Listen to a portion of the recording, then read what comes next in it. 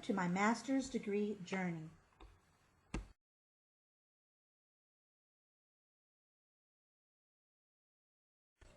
My name is Lelia Jackson, and I would like to share with you the beginning of my journey to receiving my Master of Education in Literacy Education. This short video will share with you how I decided to embark on this journey, the things I learned in my Principles of Interdisciplinary Learning and Thinking class, how that class has informed my thinking, and how this new learning will be incorporated. I have been a primary grade teacher for 23 years. I have taught kindergarten for 2 years, a kindergarten first grade multi-age classroom for 4 years, and first grade for 17 years. My greatest joy has been teaching children how to read and developing a love of literature. My greatest sorrow has been watching children struggle with reading. Over the years, I have attended many excellent staff development programs and sessions through the school district in which I teach, and some staff development courses through Region 20 Service Center. After 23 years, I began to see and hear much of the same thing repeated over and over, sometimes with a new name and packaging, but essentially the same thing.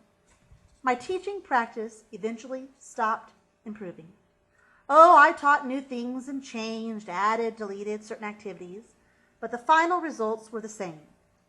Every year, almost all of my students became successful readers, but there was always one that continued to struggle. Every year I worried over what I could have done differently to help that student. I understood that for me to do better, I had to know better. I knew the resources around me were exhausted. I wanted to re-inspire and re-educate myself to become a better teacher. I wanted to have the fresh from college first-year teacher enthusiasm and education married with 23 years of teaching experience. But going back to school was scary. One of the classes that I enrolled in was Principles of Interdisciplinary Learning and Thinking. This class explored the socio-political aspects of education and learning theories, neither of which I had ever spent much time considering. I had been intent on my classroom, my students, and teaching what I had to teach. I never looked up and saw myself in any big picture. I didn't know I should. Not one staff development, faculty meeting, or district program discussed any of this. I realized that I was beginning to fill in those missing pieces I was looking for. The school district I worked in collaborated with the University of Texas at San Antonio to start a cohort group of teachers with the same learning goal I had. I knew that this was the program for me. I knew that although I had not met my future classmates, I knew I had worked alongside them for years. I felt like I would not be alone in my journey. I enrolled. The journey officially began. So, what is the socio-political nature of education, and why is it so important? Good question. Current social trends often fuel legislation. The education system in America has been formed by legislation that often marginalized certain populations, such as African Americans. There is current legislation that may impact other minority populations, such as the LGBTQ community. There has been unequal funding to certain populations. These factors have created educationally marginalized populations. Marginalizing populations creates education gaps and has created disparities in the educational system. Ladson-Billings suggests that if we restore educational equity to all marginalized populations, then those educational gaps would close. But education is where we all should be the same. Every child in every classroom, in every city and town, and in every state should receive an equitable education. Social justice works to help close those education gaps and restore equality to education. At the core of the socio-political nature of education is the responsibility teachers have to foster and advocate for social justice. There's a foundational understanding that it is right and just for all students to have equitable education and equitable access to excellent teachers, materials, and other resources regardless of their color of the skin, the amount of money they have, their native language, their gender, or where they live. Teachers have a responsibility to advocate for their students, community, and the greater society for legislative changes that promote social justice.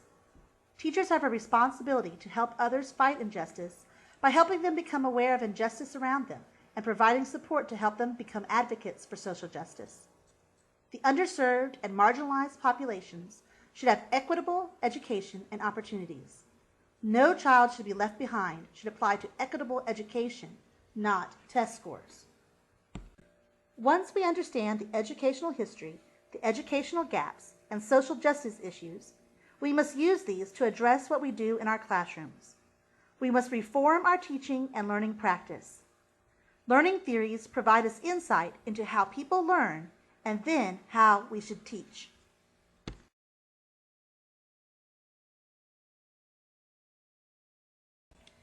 Piaget provides us an understanding of the developmental processes in young children and how that relates to what and how they can learn at different ages. Piaget's developmental theory has produced developmentally appropriate practices in kindergarten and pre-kindergarten. Skinner provides insight into operant conditioning. Skinner's work is highly referenced in classroom behavior management programs. There is a special education population of children with emotional disorders or other disorders that cause behaviors that interfere with classroom participation. Skinner's theory is utilized through token economy systems, behavior contracts, and reward systems for positive behaviors in regular education classrooms, as well as classrooms that address this special population. Vygotsky's concept of the zone of proximal development is evident in the use of learning goals.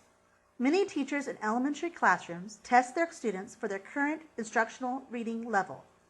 The teacher then creates a reading goal for the students. This is the form of the zone of proximal development. The teacher will teach within that zone until the student masters the established reading goal. Then the teacher will often raise the reading goal, thus creating another zone of proximal development. Vygotsky's theory puts forth the idea that learning pushes forward developmental processes. Constructionism is a learning theory from Poppert and Harrell. Constructionists believe in building meaning and that knowledge is a unified understanding of many concepts which can be visualized in an artifact. Students learn through experiencing. Constructionism is evident in many classrooms as project-driven instruction. At my school, constructionism is highly utilized by the gifted and talented students in their weekly gifted and talented pull-out classroom.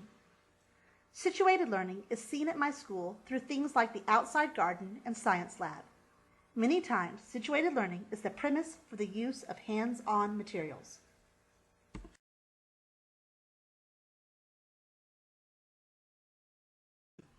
People are as diverse as the theories. It is the wonder and the beauty of humanity.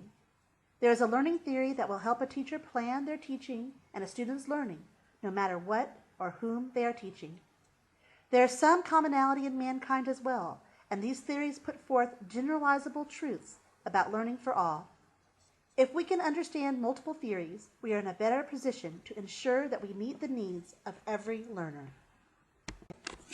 Students of all diverse learner populations have a fundamental right to a free and equitable education. According to Prinsky, the world has increased technology usage, and children come to school as digital natives. Teachers must be aware of these needs and provide students the learning environment that supports their funds of knowledge and integrates those skills into the classroom. Once we establish the best practices for teaching and learning, we can use them in our classroom, creating a socially just, equitable, and effective learning and teaching environment for all students.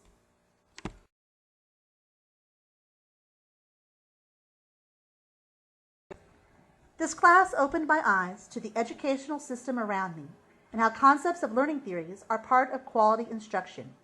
My hope is to create activities and a classroom environment that addresses the development of diverse learners and provides them opportunities to create learning artifacts in a safe, dynamic classroom. I want to create a classroom that promotes diversity, dialogue, and critical thinking.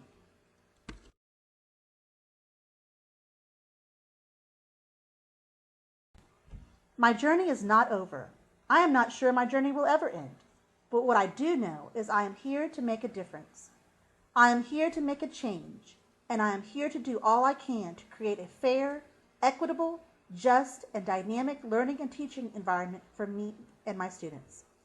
This part of my journey has reignited my passion for teaching and reminded me of the power of teaching and learning.